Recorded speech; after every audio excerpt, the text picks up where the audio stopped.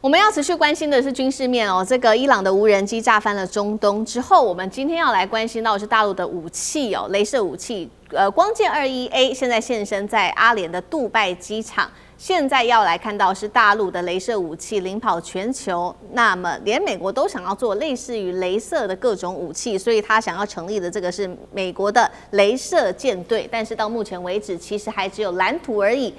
今天就這些議題會一起來做關心。好，在這一場中美伊之間的不對稱戰，大家也看到的是說，讓美軍跟海灣國家現在感到非常的頭痛。最大頭痛的點就是來自於這種低成本無人機的攻擊，所以呢，美國一直在想說，接下來如何應對這些低成本還有難防禦的新型武器呢？而最好的防禦武器，現在說了，就是今天我們要來探討的雷射武器。那目前最成熟的雷射武器，我們今天也會來看到，就是今天要來看到這兩款大陸所研發的光劍系列的武器，主要当然了，就是要來應對無人機了。好，趕快看到哪两款？首先第一款是光劍11E，主要呢是這種軟杀傷的武器，能夠讓它癱瘓。然後呢，失去無人機的偵察、導航、定位的功能，而且它的優點是它的體積真的還是比較小的，所以呢，相对的它的機動性就會比較高。好，第二款武器就是光劍21A了。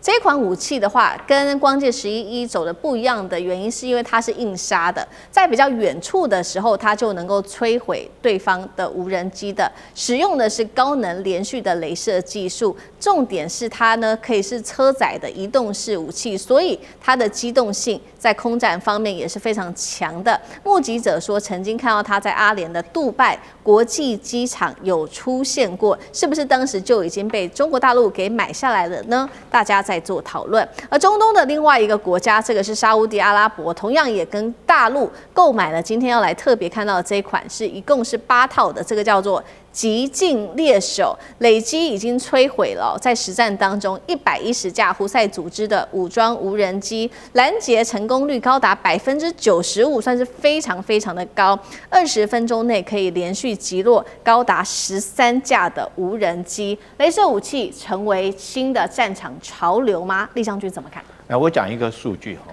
這次伊朗戰爭，我們都知道美國有一個航母戰鬥群叫福特號航母戰鬥群。這福特號航母戰鬥群，除了說福特號自己本身的艦載機之外，它周邊還有它的波克級的驅逐艦哈，還有它的巡洋艦在旁邊護衛。那這個整個福特號航母戰鬥群，它的垂發系統就是波克級這些驅逐艦，總共垂發系統有800具這麼多。那它這個發射的戰斧型巡弋飛彈，總共是207發，哈，207枚的戰斧型巡弋導彈，也就是說，它800具的發射系統裡面有只能用1/4在發射攻擊型的武器，那另外3/4的這個垂發系統在做什麼？裝的都是防護自己艦隊、軍艦自己本身的這種反導系統的導彈。所以你就知道，按照這種數據來看的話，當然我們這個我又要講《孫子兵法》哈，《孫子兵法》這個先求全軍，後求破敵，你一定要先保全自己的戰力，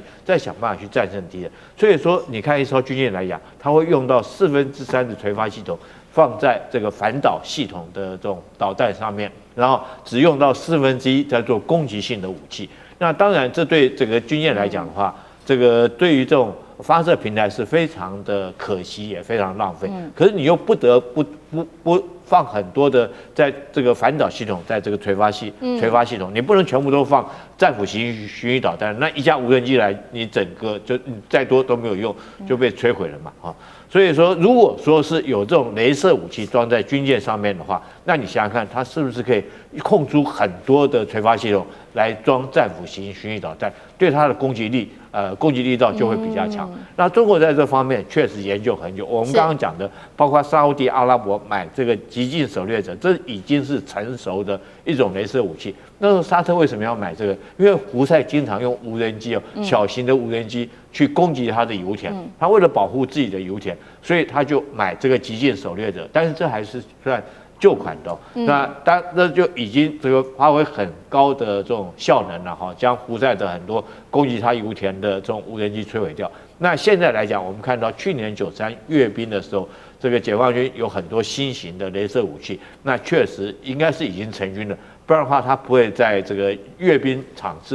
合之中正式推展出來。其中最大的我們看到有叫燎原1號，各位應該如果還有印象的話，那個燎原1號那個體積就很大，那可能是裝在軍艦上面。那陸地上面隨着車子機動呢，就是光劍21等等這些雷射武器，當然可以取代很多的防空導彈。那最重要的，我覺得如果說你用短程的防空導彈來講的話，那成本是非常高的。可是用這個雷射系統的話，它的成本大概只有10塊錢美金左右，是非常便宜又非常好用的一種自衛型的防衛武器。好，这個將軍特別讓我們看到是中國大陸它的這個雷射武器的優勢跟它的戰力哦。那麼其實呢，包括了其他的國家看在眼裡，也同樣要發展這種雷射的防禦武器，包括了我們等一下會來看到美國、還有英國、還有以色列跟土耳其。這些國家也是同樣的全面投入，那到底表現得如何？我們也持續來看。以色列它是用它的鐵素的這個系統，成功攔截了哈馬斯真主黨的無人機，而且發射成本只有幾美元而已。再來看到美國了，積極的研發雷射武器。剛剛說了嘛，它還要打造這個是叫做雷射艦隊，能不能做得到還要再觀察。英國呢，預計2027它會服役4-5型的驅逐艦上面，可以擊中1公里外這種硬幣等級大小的目標，單次成本13美元。土耳其呢，同樣現在自主研發的叫做鋼鐵穹頂，整合多款國產的車載，還有固定式的雷達武器。賴老師怎麼看？過去雷射武器就是我們大陸叫激光啊，它可以用在比較高端的軍事武器的防衛功能上啊。例如說，包括對於人造衛星的攻擊，這是當時雷根在星單計劃的時候，他就一直在思考的。用這個雷射武器去攻擊人造衛星、軍事衛星的一個功能，後來被認為說可以用來去攻擊這個戰機高速飛行的戰機，或者在高空飛行的這個戰機，還有另外一種就是可以用來攻擊這個導彈尤其是超音速的導彈，能不能讓它的這個眼睛致盲，就是把它的這個偵測系統把它打掉。但是因為它需要非常龐大的電力也就是說它要去打很遠，然後要造成高溫去燃燒的話，它需要非常強大的電源。但是現在無人機成為在俄烏戰爭的主戰場中的一款武器的時候，我們看到這個雷射武器被用在近空的防禦中，成為一個主要的力量了。那這個部分裡面，它最主要的優點就在於它本身的發射的成本很低。它每一波的光速的發射成本，例如說英國的可以，英國算貴了還要13美元。可是，一般無人機的造價最便宜也要400美元，是貴一點可以到5萬美元。但是如果說你要頂規的，像美國的那種，那就是幾百萬的美元到上千萬的美元，那就甚至還有到1億的，那就更貴了。可是問題就是它碰到這種激光的時候，它的本身也要看它的電力跟它的雷射，還有它本身的每一次的發射的速度來看。但是在無人機的時代我們可以很確定的一件事情就是，雷射武器一定會成為一個主要的防禦性的武器。也可以說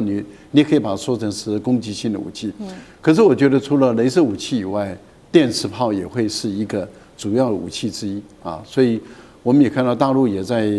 測試，美國也在測試各種電磁炮，因為電磁炮它的發射的成本更低，是它不需要很高度的彈頭或者是精密的彈頭，所以我個人認為武器一直在改變中。那雷射武器成為現在的主流主戰武器之一了。好，那雷射武器有優點，那缺點也有哪些呢？那聶老師又怎麼看？OK， 我覺得川普是後知後覺者，講不好聽一點，他覺得他軍事能力很強，隨便就可以打倒對方。結果他發現丟500-600萬的愛國者飛彈去攔一個2萬塊的，這完全不對稱的這種無人機，他受不了了。他現在才開始說要打造雷射艦隊，合理，本來就要用低成本，剛剛講的，可低成本沒有錯。我跟你講，它是便宜點，它有3大好處了。我這樣講，第一個你剛剛講小嘛，第二快嘛，第三個你可以有效攔截，但是小真的這麼小嗎？我跟你講，它背後需要很大的耗能。講不好，它耗能還有一些散熱問題，它旁邊就必須要有完備的電池，還有儲能。它現在全世界還沒有很微型化的這些東西，儲能還是很大。它小，它旁邊還是有很大的廚人，所以不是你想象這麼小，它還是有它的困難。你講的缺點啊，有正就有負。第二個呢，我們講快，你攻擊很快速，我跟你講不盡然的哈。為什麼講攻擊不一定快速？因為它是一個單次的這個接戰的，它很耗時。為什麼？它一次一個目標，都打一個目標，它轉另外一個目標，它第二次打，所以它雖然可以好像打得很快，速度快，但是它沒有辦法飽和打擊啊。他要一次一次打的哦，除非你要很多去這個完全這樣子整個天空去布局，我覺得這也不是你想象中的這麼的好啊。當然，它可以達到有效攔截，可達到有效攔又出現問題了。最嚴重問題就是環境的限制。我不管怎麼說呢，你知道天空會下雨，會有雲啊，會下雪，甚至有地方還有霧，有這個塵霾，有這個各種東西，你知道煙霧等等，都隨時可能會阻擋你這個雷射的效能，而使它降低效能。這是一個重點，就是它沒有辦法全天候攻擊。當哪一天這個天氣不好，到時候這個激光就出不了問題。這時候人家攻擊人怎麼辦？這個你就必須要有配套措施。最後還有一個，你也還要想到，當人家發現你有雷射攻擊，有這種激光攻擊我的時候，我呢，你要攻擊我的目標，我以後的無人機上面裝上一些